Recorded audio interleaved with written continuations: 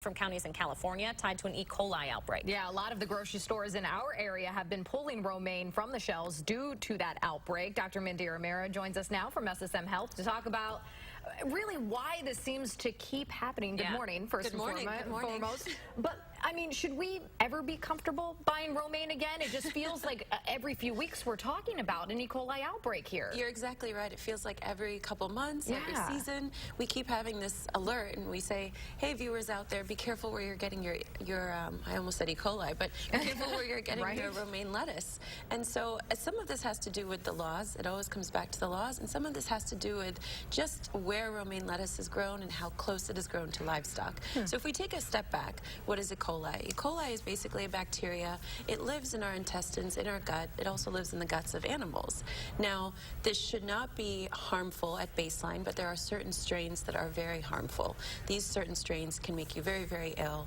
We often know the symptoms to be nausea, vomiting, fatigue, dehydration, abdominal pain, but it can lead to even worse complications, including kidney failure. And so with this most recent outbreak, 50 people have been reported to have them in 12 states, but over 17 people hospitalized, one person with kidney failure.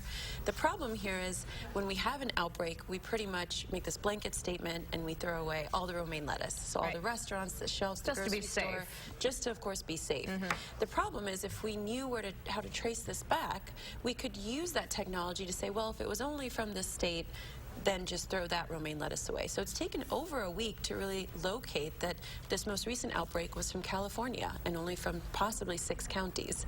So again, we're working on the technology to say, how could we, easily scan with our smartphone and say, okay, this is where your romaine lettuce is from, it's safe. So I think until we have better regulatory laws, until we have better ways to trace it, be safe, throw it out. The CDC is now saying, well, if it wasn't from those 6 counties in California, you should be okay. But if you have romaine lettuce at home and it's not marked, the safer thing to do is just to toss it.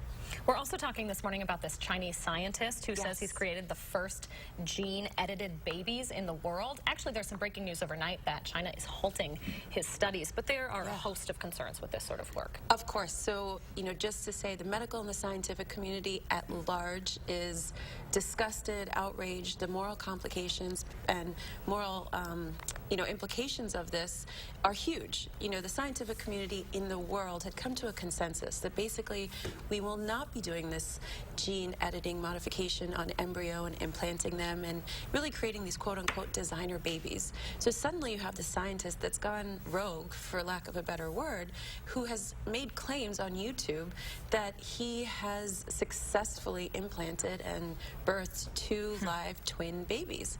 And he has removed a very specific gene, a gene that makes us susceptible to HIV. And he makes the argument that, he's on the right side of potentially saving lives in the future of children and that kind of thing. The problem here is it was done so irresponsibly. So again, so much more testing has to be done, and we have to do this responsibly, because when you affect a child, if I was affected with something, that now changes my offspring's genetic code. In other words, changing the human species. And so this is something that you almost think about out of a sci-fi movie or out of an X-Men movie. You say, wow, we're genetically modifying things. And so not only has he broken that international code, but really the moral implications here are astounding. Very few people, if anyone, is in support of this in the way that he's gone about it. Very interesting conversation. Thanks so much for joining us this morning, Dr. Mehra. 6:19 right now, and state education leaders want to make sure race is not an issue when it comes